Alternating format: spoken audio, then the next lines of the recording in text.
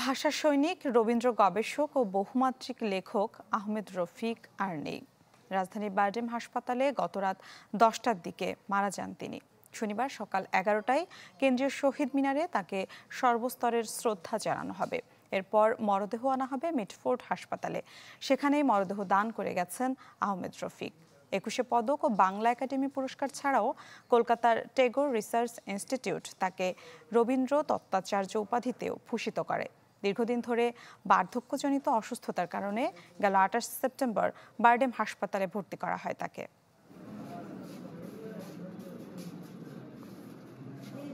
আমি বুঝি নির্মাণের শিল্প, সালাম স্টিল বোঝে ডিউরেবিলিটি। সালাম steel, most durable steel. Laboratory থেকে হেলথের হবে আমরা 18 দিন ছিলাম, তো এখান থেকে 28 তারিখে আমরা এই বারডেমে আনা হয়েছে। আজকে এখানে গোসলের পরে ওনাকে মর্চুয়ারিতে রাখা হবে।